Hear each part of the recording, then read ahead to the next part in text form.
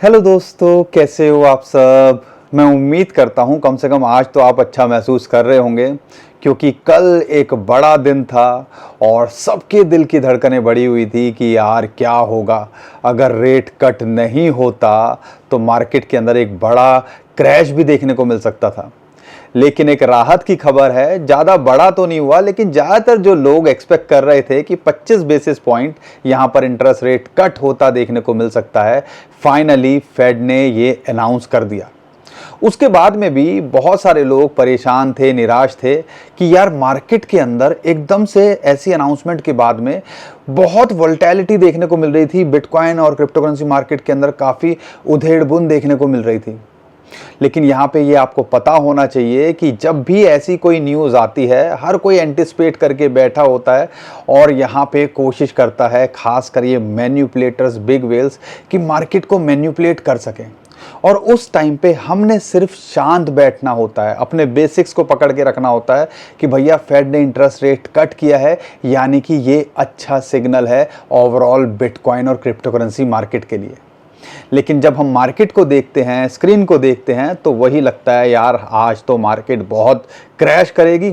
और बहुत सारे लोग जो साइंटिस्ट बने घूमते हैं ना, यहाँ पे ज्ञान देने की बात करते हैं और यही सारी बातें बोलते हैं कि एक बड़ा क्रैश आएगा। कल की वीडियो के अंदर बस यही कमेंट थे, एक बड़ा क्रैश आएगा, एक बड़ा क्रैश आएगा, मार्केट क्रैश कर जाएगी, सब कुछ खत्म हो जाएगा।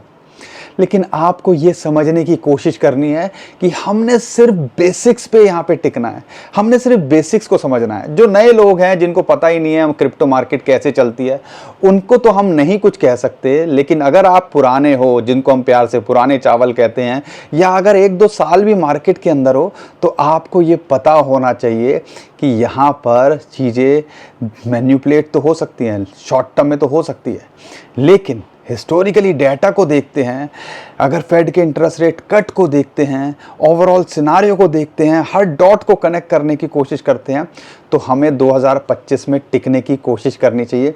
और यही तो हम आपसे बोल रहे हैं। आज स्क्रीन को देख रहा हूं तो क्या लग रहा है, बिटकॉइन $1,18,000 को छूने की कोशिश कर रहा है, BNB $1,000 को छूने की कोशिश कर रहा है, इथेरियम ऑल टाइम हाई को छूने की कोशिश कर रहा है, यहाँ पर सोलाना $250 को छूने की कोशिश कर रहा है।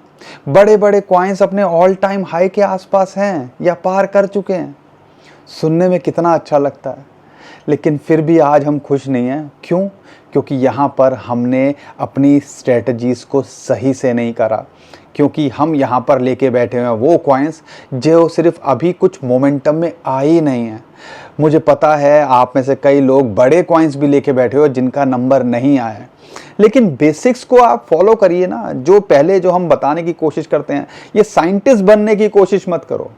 यहाँ पे ये जो है क्या कहते हैं, सब कुछ घोटने की कोशिश मत करो। स्टिक टू बेसिक्स कि यार मार्केट के अंदर ऐसा होता है, यहाँ पर अगर ऐसा होगा तो मैं ये करूँगा और ऐसा नहीं होगा तो मैं ये करूँगा।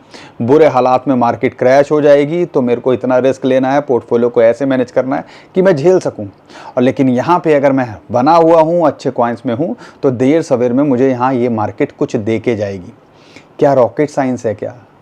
नहीं है। लेकिन हमारे पास वो कॉइन है ही नहीं जो इस टाइम पे हमें मज़े दे सकें, और इसी की वजह से क्रिप्टो करेंसी मार्केट इस टाइम पे ज़्यादातर लोगों को सज़ा लग रही है। लेकिन ये सज़ा जल्दी मज़ा देती देखने को मिल सकती है, क्योंकि ये जो एक बड़ा इवेंट था जिसकी वजह से एक डर का, कन्फ्यूज़न का माहौल था, अब वो बादल छटते देखने को मिल रहे हैं। और यहाँ पे अब उम्मीद की जा सकती है कि रास्ता काफ़ी क्लियर है। इंस्टीट्यूशंस की एडॉप्शन हो रही है, बिटकॉइन लगातार यहाँ पे ETF वाले बाई कर रहे हैं। यहाँ पर ओवरऑल देखते हैं ग्लोबली भी इसको अटेंशन मिल रही है। और सो बात की एक बात, आखिरी क्वार्टर की बात करते हैं, खासकर अक्टूबर-नवंबर रेट कट के बाद में बिटकॉइन एक नया ऑल टाइम हाई लगाता है, तो वो भी होता देखने को मिलता है। तो बहुत कुछ हो रहा है। और ये मत भूलिएगा कि बिटकॉइन के बाद इथेरियम, और इथेरियम के बाद जो बड़े कॉइन्स हैं वो ऑलमोस्ट अपने ऑल टाइम हाई पे हैं। टॉप 10 के अंदर खास कर देखोगे ज़्यादातर कॉइन्स की बात करते हैं। तो यहाँ पर पार्ट 2 ऑल सीज़न में अगर कंसीडर करते हैं बिटकॉइन, फिर इथेरियम के बाद बड़े कॉइन के बाद जो हमें फेज़ 3 के अंदर हम लग रहा है, ट्रांजिशन के पीरियड के अंदर है, उसमें जा रहे हैं। फेज़ 4 जब आएगा, वो ऐसा नहीं है कि भैया फट फट फट फट फट, ऐसा कुछ नहीं होता मार्केट के अंदर। 2-3 महीने लगेंगे, हो सकता है ज़्यादा टाइम भी लग जाए, लेकिन जैसे चल रहा है उसके हिसाब से लगता है कि यार कम से कम हमें 2-3 महीने और टिकने की कोशिश करनी चाहिए। जिस हिसाब से फेज़ 4 की बात करते हैं, जिसमें सब बढ़ता है, बिटकॉइन भी जाता है, इथेरियम भी अच्छा करता है, ओवरऑल कॉइन भी मार्केट, तो आपके जो कॉइन्स है ना वो भी कुछ अच्छा करते देखने को मिल सकते हैं। लेकिन यहाँ पर अपनी मेंटल हेल्थ को जो है ख़राब मत कीजिए, बेसिक्स पे रहिए। शॉर्ट टर्म को शॉर्ट टर्म के हिसाब से देखो, लॉन्ग टर्म को लॉन्ग टर्म के हिसाब से देखो, तो शायद यहाँ पे आप कुछ कर पाओगे। नहीं तो दिन रात आप अपने आप को भी परेशान करोगे, रातों की नींद भी ख़राब करोगे, और यहाँ पर अपनी फैमिली को भी परेशान करोगे। ये नहीं कीजिए। तो बहुत कुछ है आज की वीडियो में, क्या अपडेट, क्या न्यूज़ निकल के आ रही है वो मैं आपको बताऊंगा। कुछ कॉइन्स आपने हमसे पूछे हैं वो भी शेयर करूंगा, और कुछ कॉइन्स हमें लगा कि यार आपके पास में, हम तो बड़े कॉइन्स की बात कर रहे हैं, पिछले 2-3 साल में जितनी वीडियो देख लो 90% हमारे कॉइन्स, बड़े कॉइन्स की हम बात करते हैं, और आज वो कॉइन्स ज़्यादातर अपने ऑल टाइम हाई के पार हैं या उसके पास हैं। तो क्या हम गलती करते हैं कि बेसिक्स को पकड़ के चलो, अच्छे कॉइन्स को पकड़ के चलो? तो ये सारी चीज़ें करेंगे, बात करेंगे बिटकॉइन का शॉर्ट टर्म में या लॉन्ग टर्म में क्या लगता है, सब बात करने की कोशिश करूँगा।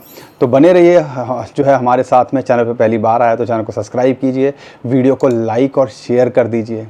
रात को भी हम लगातार 12, 1, 2 बजे तक आपके लिए यहाँ पर अपडेट देने की कोशिश कर रहे थे, तो ये इस चीज़ों को अप्रिशिएट भी किया करो, ठीक है ना। आपको लगता है कि यार हम तो बस यहाँ पे कमाई कर रहे हैं। अरे भैया, यहाँ पर जो मेहनत लगती है ना वो दिखती नहीं है। ये 20 मिनट जो मैं बोल रहा हूँ वीडियो के अंदर, कई लोगों को उसी से प्रॉब्लम होगी कि 20 मिनट आधे घंटे की वीडियो क्यों बनाते हो? 5 मिनट में समझ पाओगे क्या? ठीक है, 20-30 मिनट में नहीं समझ पा रहे हैं कई लोग, तो 5 मिनट में क्या? तो वो अगर घुट्टी पीनी है कि ये ले लो, वो जो आपको आदत हो रखी है रील स्क्रॉल करने की या फटाफट से देखने की, तो क्रिप्टो करेंसी मार्केट के अंदर ज़्यादातर लोग जो इम्पेशेंस हैं वही यहाँ पर नहीं कमा पाते हैं। अदरवाइज़ नहीं तो ज़्यादातर लोग, अगर आप देखते हो, जो शांति से बैठे हुए हैं, लॉन्ग टर्म का फोकस करते हैं, तो यहाँ पे वो अच्छा करते हैं। ये चीज़ आपको समझनी है, स्टिक टू बेसिक्स। तो चैनल को सब्सक्राइब कर लीजिए, वीडियो को लाइक और शेयर कर दीजिएगा। यहाँ पे सबसे पहले बात करते हैं कि कल हुआ क्या। बिटकॉइन की बात करते हैं, उससे पहले अगर हम बात करें यहाँ पर कि जो फेड इंटरेस्ट रेट कट जिसकी हाइप बन रही थी, कई लोगों ने इतने कमेंट किए कि हमारे दिमाग में भी ये आने लगा यार रेट कट नहीं हुआ, हमने तो भैया रेट नो कट का भी पोस्टर बना के रख लिया था कि भैया चलो यार अगर होगा तो कम से कम हम अपडेट करने लायक रहेंगे। लेकिन चांसेस जो थे और जो सारे लोग एक्सपेक्ट कर रहे थे वो यही एक्सपेक्ट कर रहे थे कि 25 बेसिस पॉइंट, क्या JP मॉर्गन हो और बड़े इंस्टीट्यूशंस हो, इन्वेस्टमेंट बैंक्स हो, सब ये एक्सपेक्ट कर रहे थे कि 25 बेसिस पॉइंट कटता देखने को मिल सकता है, और फाइनली 25 बेसिस पॉइंट फेड ने यहाँ पर काटा। अब इससे हुआ क्या? जब ऐसी अनाउंसमेंट होती है उसके बाद जो फेड के चेयरपर्सन है मिस्टर पॉवेल, उनकी स्पीच आनी थी, कमेंट्री आनी थी कि उन्होंने क्यों काटा, क्या वो देख रहे हैं। तो उनका एक रीज़न निकल के आया कि जो वर्कर का डाटा है वो कहीं ना कहीं वीक है, और इसकी वजह से उन्हें ये 25 बेसिस पॉइंट यहाँ काटने पड़े। अब यहाँ पर आने वाले टाइम के अंदर थोड़ा सा उन्होंने ऐसा तो सिग्नल नहीं दिया कि शायद इस साल में और रेट कट होते देखने को मिले, लेकिन इसी को एंटिसिपेट करके मार्केट के अंदर वो जो 1-1.5 घंटा था, मार्केट बड़ी वॉलेटाइल रही, और उसके बाद अब बिटकॉइन और क्रिप्टो करेंसी मार्केट रिकवर करते देखने को मिल रही है। क्यों?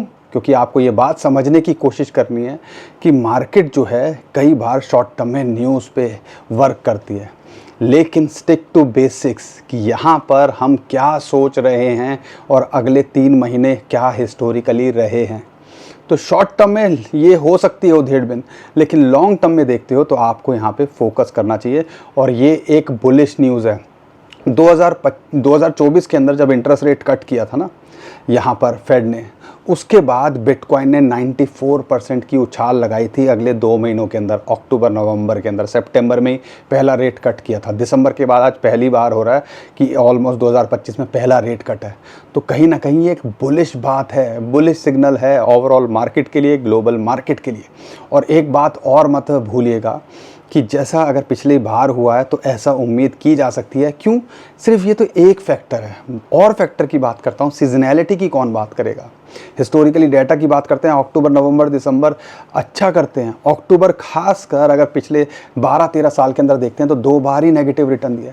तो हर तरफ यही इशारा मिल रहा है, और बिटकॉइन जिस हिसाब से $1,18,000 के आसपास दोबारा आ गया है, तो यही इशारा दे रहा है कि आने वाले टाइम के अंदर हमें जल्दी ही ये ऑल टाइम हाई छूता या उसके पार जाता देखने को मिल सकता है।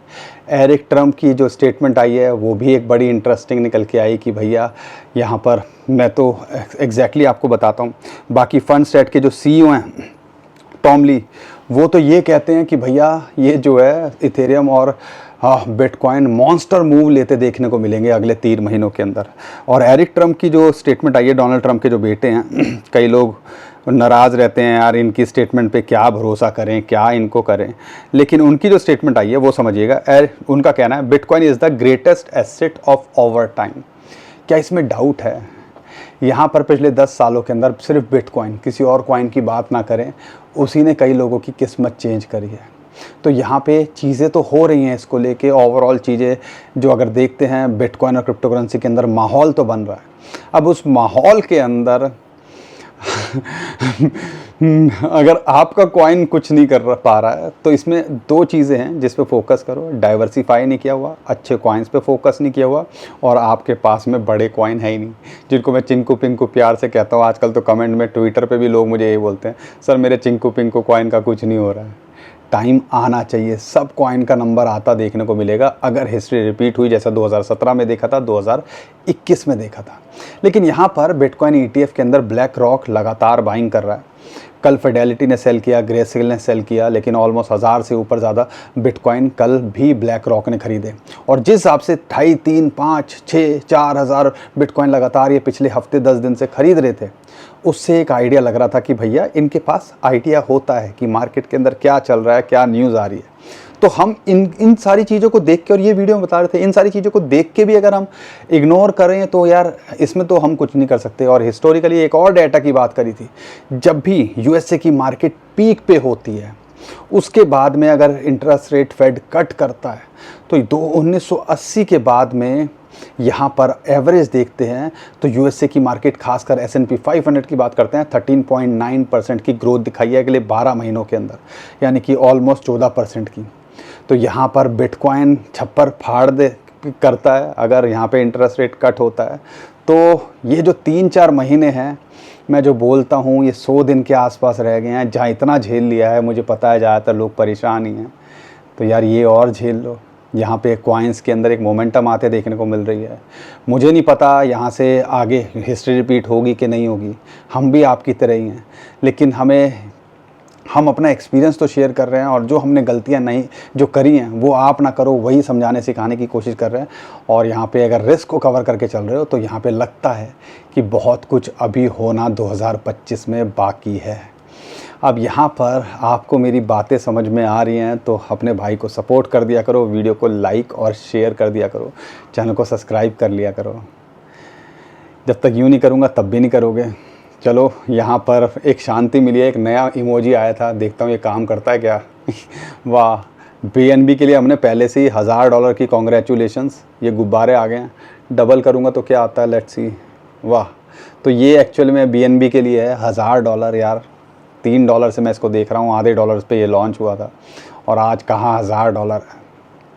तो यही बात होती है, अच्छे प्रोजेक्ट और दुनिया का सबसे बड़ा एक्सचेंज है, और ये जो हम मोमेंटम आ रही है उसके पीछे एक और रीज़न है। BNB के मैं बाद में बात करूंगा, लेकिन ये न्यूज़ दे दूं, शायद मैं भूल ना जाऊं, क्योंकि मैं कुछ देख के आप पढ़ता नहीं हूं, जो दिमाग में आ रहा है वही मैं आपके सामने कोशिश करता हूं। लेकिन ये सब करने के लिए पहले पढ़ना पड़ता है, पूरा टाइम लगाना पड़ता है, 1-2-3 घंटे लगाने पड़ते हैं, उसको याद करना पड़ता है, फिर आपको कैसे बताना है, कैसे सिस्टमेटिक तरीके से बोलना है, ये सब करना पड़ता है।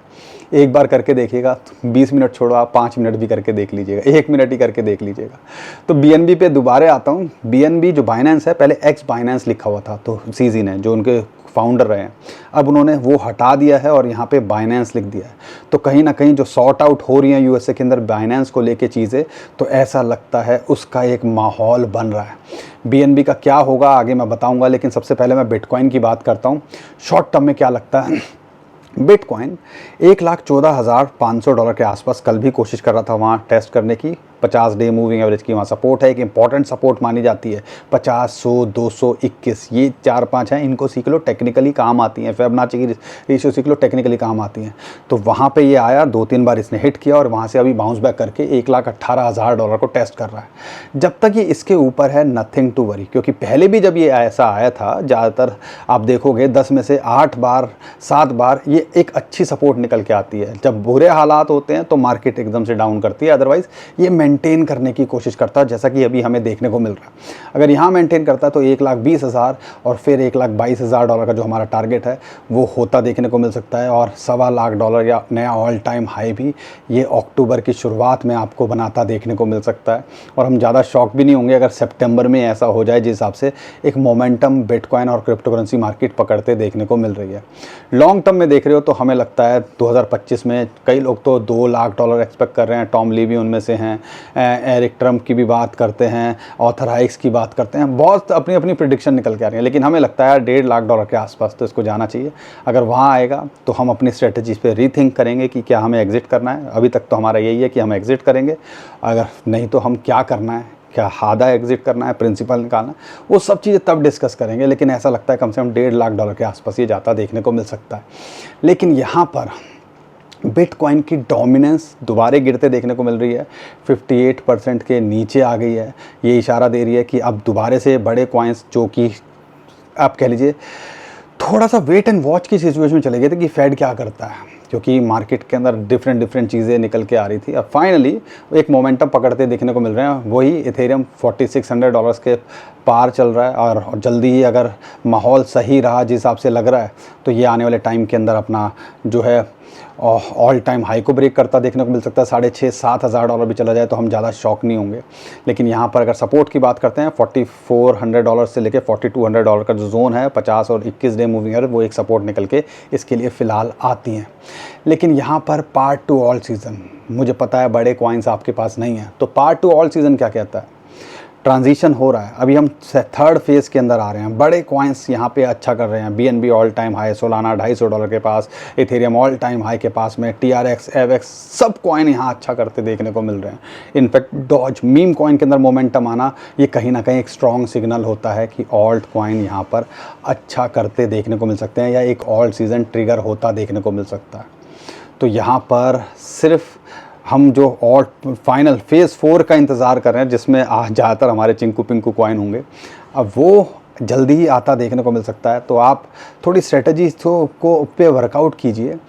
अभी भी टॉप 50 के अंदर जो कॉइन्स हैं वो भी कुछ खास नहीं कर रहे हैं, तो उन पे फोकस कर सकते हो कि भैया टॉप 20 से लेके टॉप 50 के अंदर कौन कौन से कॉइन्स हैं जो यूज़ केस हैं। टीम भी एक्टिव है और सारी चीज़ें कर रही है, हम भी कुछ कॉइन्स शेयर करते रहते हैं लगातार, उनको भी आप देख सकते हो। तो ये सारी चीज़ें आपको थोड़ा सा मेहनत करनी पड़ेगी, और ख़ास कर ये 100 दिनों के अंदर बहुत मेहनत करनी है। खून जलाने में मेहनत नहीं करनी है, अपना दिमाग यूज़ करने में मेहनत करनी है, स्ट्रेटजीज़ बनाने में मेहनत करनी है, यहाँ पे पेशेंस दिखाने में मेहनत करनी है। और मज़े की बात है कि अगर होल्ड करके बैठे हो तो कुछ नहीं करना, सिर्फ चिल करना है। और ये करना थोड़ा मुश्किल है, मुझे पता है, लेकिन मुझे पता है जो इतने साल झेल लिया, इतने महीने झेल लिया, तो पेशेंस आ जाता है। तो ये 3-4 महीने भी आप यहाँ पे काट लोगे। लेकिन 3-4 महीनों के अंदर ये पत्थर की लकीर नहीं है कि भैया मैं 31 दिसंबर पे सेलिब्रेशन के टाइम पे सारा कुछ यहाँ पे अपना पोर्टफोलियो खाली करूँगा। नहीं, ऐसा नहीं करना होता।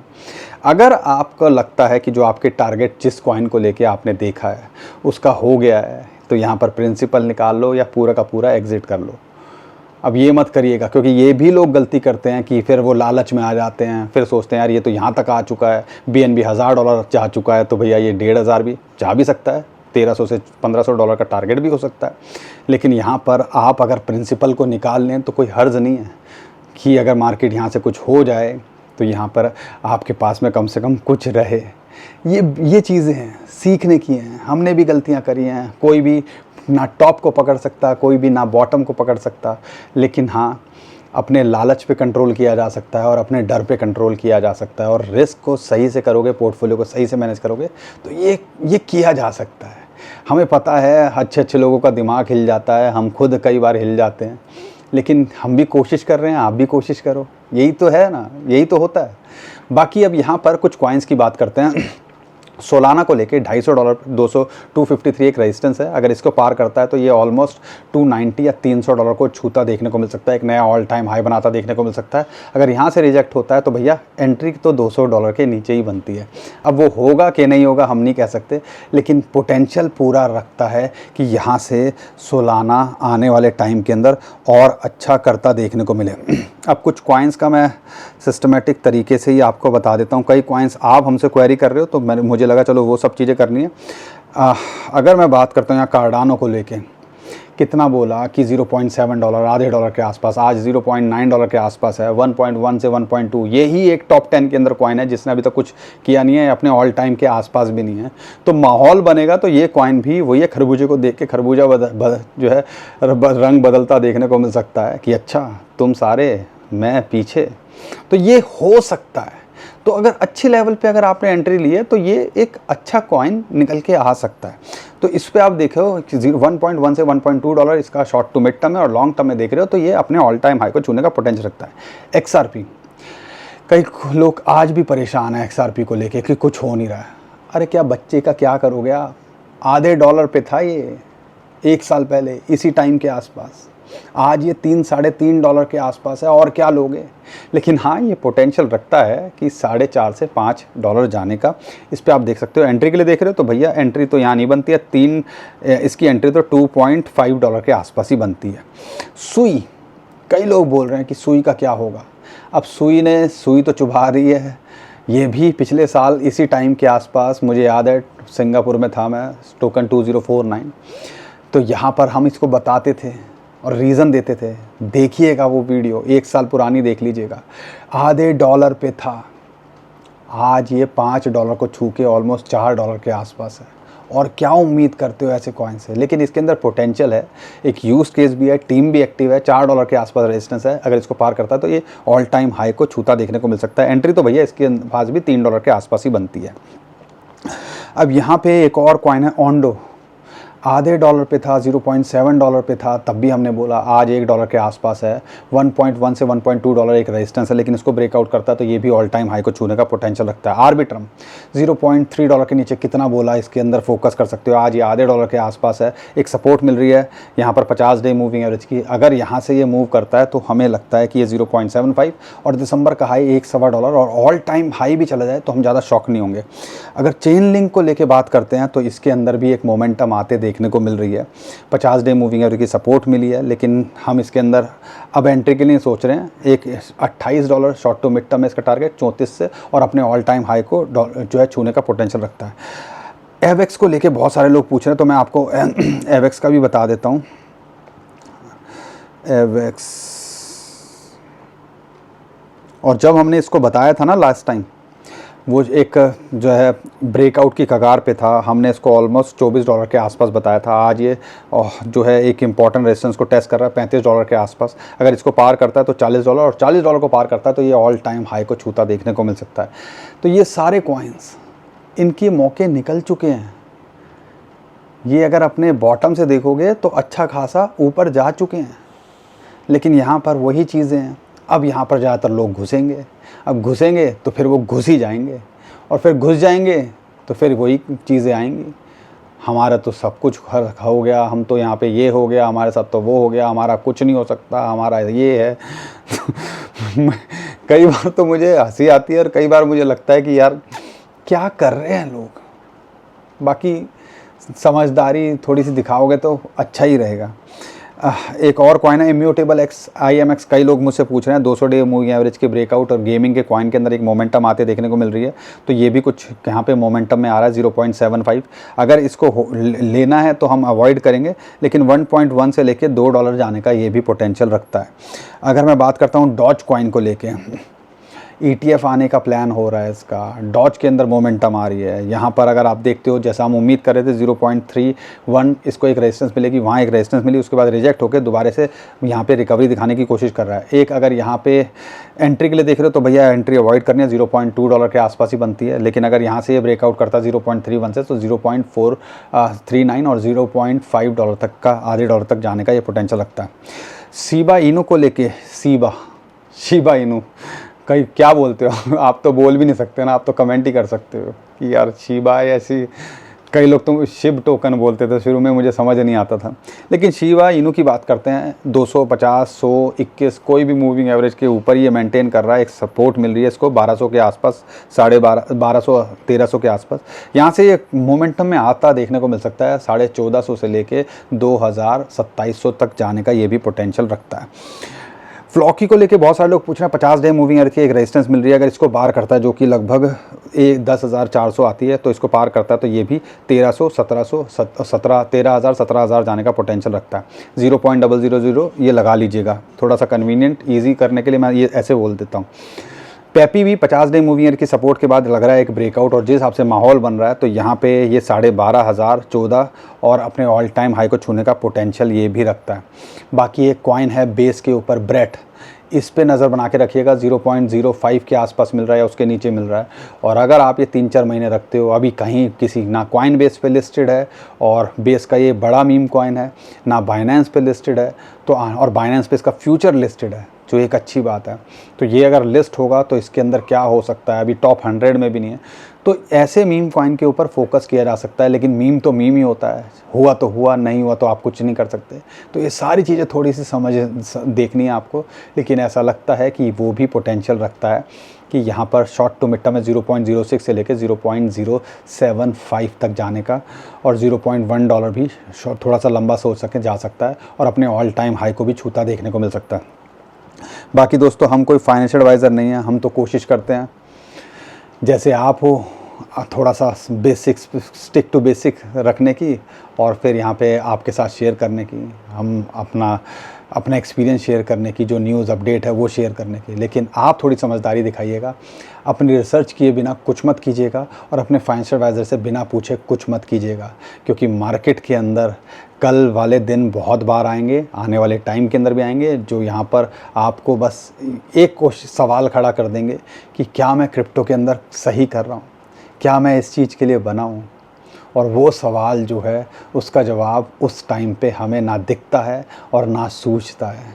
तो ये गलतियों को, थोड़ा सा चीज़ों को सही करो। उम्मीद करता हूँ यहाँ पे क्रिप्टो करेंसी मार्केट आपको कुछ ना कुछ दे के ज़रूर जाएगी। दोस्तों, आज के लिए इतना ही। उम्मीद करता हूँ आपको हमारा कंटेंट अच्छा लगा होगा। वीडियो पसंद आई तो वीडियो को लाइक, चैनल को सब्सक्राइब कीजिएगा। ट्विटर, टेलीग्राम को हमारे फॉलो कर लीजिएगा, नीचे डिस्क्रिप्शन में उसका भी लिंक दिया हुआ है। और ध्यान रखिएगा, बहुत सारे स्कैमर हमारे नाम से स्कैम करने की कोशिश कर रहे हैं, उससे अवॉइड करना है तो नीचे जो डिस्क्रिप्शन में लिंक है उसी से हमें फॉलो कीजिएगा। अभी के लिए विदा लेता हूँ। खुश रहिए, मुस्कुराते रहिए, कमाते रहिए। आपका दोस्त पंकज। थैंक यू, नमस्कार, धन्यवाद।